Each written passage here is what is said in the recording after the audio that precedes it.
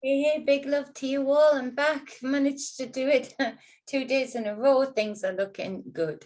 So I want to speak about something I spoke about quite a while ago, that many of you have spoken about too. And I was feeling it so strongly that we were going through a real moment of a transition, another transition of religion over science. So religion came in and put limits and walls around the consciousness of so many people. And it did that through tyranny, through fear and detachment of self-knowing, knowing thyself amongst the people. It set the cat amongst the pigeons, amongst the people, for the people to accept this new gated off conscious community and divided community. And with its various branches that then branch out, you find that organized religion came to a conclusion that once again, life was finding a way. Science, stroke spirituality, one and the same, the exploration of the unseen. Not just the exploration of what is written down in front of you or what you will be told, or the parameters of the possibilities of that exploration, but looking into seemingly the dark and pulling out possibilities that for a long time again had been gated off from the consciousness of the many. So we have brilliant minds then branching out again, pushing up through that religious concrete, that glass ceiling, and religion starts to think, oh, no, you don't, let's catch you here. So instead of science being pushed through by the people, once again being connected to themselves, therefore the endless possibilities and the perceptions that can be played out here in each different lifetime by each different individual and the elements around them, we see that people started to accept that all right, well, we'll practice the limitless within the parameters that you give us. And that parameter was that science will absolutely only deal with the seen, the known, the proven. So putting a chemical on a compound and seeing a reaction. And so again, the people helped that happen by, up until very much today, we've seen the progression of old wives' tales being thrown out the window, and the willing and wanting to take a pill for everything. The letting go of ancient knowings about breath work, balance, feeling pain and not being afraid of it. All of those things being lost further and further by the people who were then demanding a result that opened up a niche market. It opened up another tithe for organized religion. Organized religion bankrolled much of the significant science that we are allowed to know about today. Therefore, they were absolutely always in control of the moving parameters or perceived progressions that these people underneath the scientific model thought they were following, not realizing just how corrupted all of these results of all of these tests have been. And if anything, over the last 2 years, more people than before have witnessed the corruption and the manipulation of data when the many are no longer attached to themselves to be able to apply that data with their own wisdom and in balance, decide to take part of it, take all of it, or take none of it.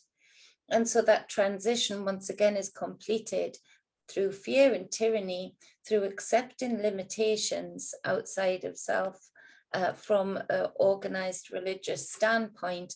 And then for the people to narrow that field even more by only seeing this model and these corrupted proven models as the healers, the things that can reduce pain or heal, and cutting out everything else that would be holistic and a whole view of any given ailment or need.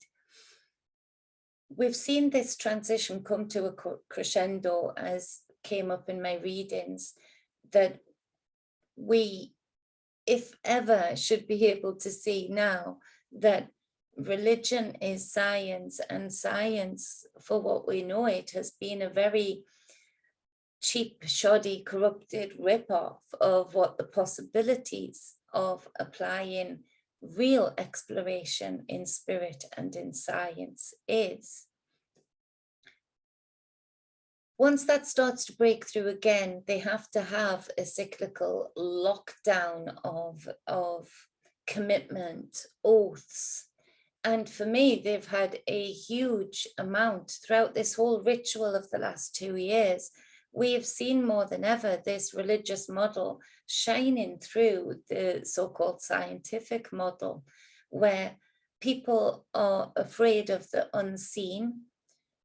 So now it's not even what you can see and what can be proven. It is just the fear of the unseen, because it feels so foreign to them, is enough to get them to lock down their oaths and virtue signaling, feeling like they are part of the light by, I don't know, wearing so many masks over their face, or lining up to take a blood oath and take a procedure, or, you know, giving their tithings, you know, being quite happy to be pulling together and paying more for things, because this is just what we do in crisis. An agreement.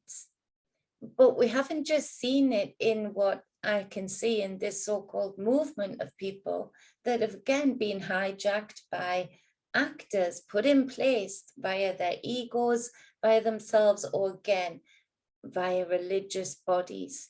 And that has happened to a great extent in the UK, where you see them even bringing in religious rhetoric. So they are using the same religious rhetoric that actually against the scientific model, not knowing, like all wars, there is ultimately an umbrella that profits from all sides. And religion is that same umbrella, energetically and physically channeling back money, oaths of grandeur and of virtue signaling of, yes, God wins. And the same God that built the scientific model that could implement the last 2 years to create a wider body of any organized religion than we've ever seen. Across all religions, people were affected by this. Science being put forward to people as this universal thing. It doesn't take into account racial prejudice. It doesn't take into account wealth in monetary value. It applies just knowledge. And with that knowledge, there is a universal truth, but that universal truth has never even been allowed to come close to being universal, as it gave up and took a deal. And the people then solidified that deal by the willing and wanting of it, way back when. So the people who are challenging the science in these movements and shouting religious rhetoric to challenge that science, drenching people who are already absorbed in this religious limited bubble, via school, via church, via everything, via government, via politics. They're already drenched in it. So the very thing that is causing the tyranny, the pain, the suffering of many is, and the very thing that should be opposing it, they've bookended both sides by successfully constricting the consciousness of the many into limited boxes that can look and sound so different from these different fractals of energy that are light that are coming in to the bigger picture. But actually, they're all of the same energetic blueprint. And they all go back to the one umbrella source. The few that realize religion is not universal. Religion, organized in any sense, is a commitment to and a taking the knee to that which is outside of itself, yourself, and that which makes you feel supreme over others. Let go of religion, people. When people speak to me about this great awakening, and they come out with the same tone and vibration that these organized religions have been selling, these sacred stories, these limitless in application stories, sagas that give wisdom and knowledge of how to apply it. When they're talking about that, I can't conceive of that for them when they still do it through such an organized, religious, judgmental lens.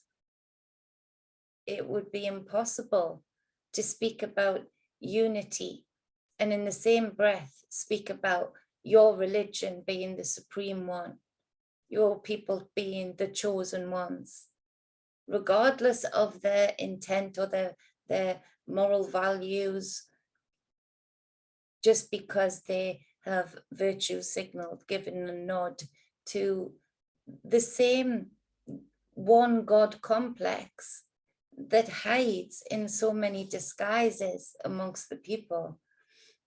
It's crazy, but that only acts to make those who walk in the middle, who witness and observe this and talk about this. This is my saga.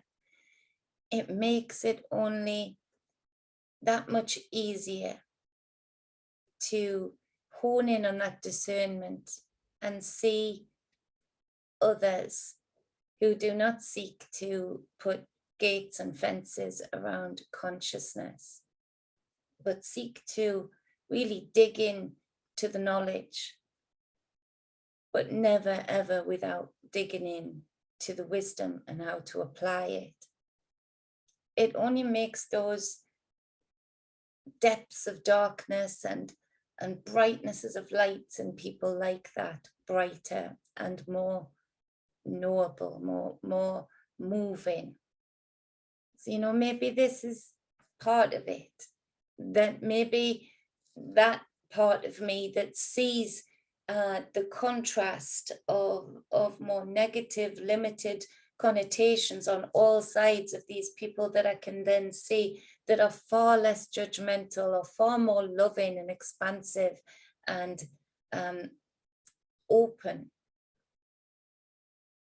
Maybe that is part of my injection of this cycle continuing, in that I really do enjoy seeing the contrast, because it is so beautiful and vast. These people walking in balance and constantly happy to recalibrate and recenter and observe and inner stand and then project out something that I find beautiful.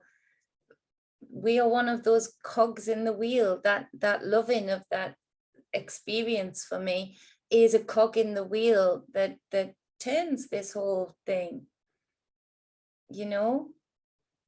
I have to get real happy with the fact that I would love to see that more, for me to feel even right in observing it that way, so that I don't affect others to dig even deeper into their hatred or their judgments in order to take these few down that are so different. It's a complex thing when you start applying it to yourself and really digging deeper and deeper and deeper into what your role to play is in it. So yeah, that was a bit of a ramble at the end there of how I sort of do dig in deeper with that self-questioning, not in an accusatory way, but in a loving way, to try and find out why I put my light in places that I see obstructions? Is it because I do get a thrill from breaking through them, whether that's personally or aiding and guiding others to do so for themselves also? I do get a thrill with that. I do feel like an energetic wrecking ball, swinging those pendulums, giving, you know, like pushing a kid on a swing. I love seeing those butterflies in their tummy when they realize that, oh, wow, I've extended past where it was before in my knowing of self. You know, that's part of my part to play. So it is important that we do that continuously and get deeper and deeper with it. And that might be not other people's life path, and that's fine. But I know most of the people that I'm surrounded with, energetically, intuitively, and physically, we're on the same path, and we're brought together for a reason, because we resonate with one another. I do think it's important in that resonance for this group of people that I am intuitively and physically witnessing and feeling, is that in this restriction on either side of self, we continue to stay open to the possibilities, whether that's the lessons we can learn from these opposing forces around us, or whether that is how we learn to love something and be open to something still, and have an understanding, not a pass, just an understanding of why those opposing forces are who they are, or are what they are. What part did we have to play in creating that, whether that's ancestral or in the now, more so in the now than ever. Anyway, I appreciate you listening to my jump back in time to a real feeling of something pivotal I felt happening years ago now, which seems strange to say, of this transition of this sort of power play, where religion was really going to show its face in science and still be the continuous body, the real crown that never dies, that continuous body that continues to puppet all of the systems we live under with the same old blueprint. Much love, balance, and wholeness to you all. Mwah. Big love. Big love.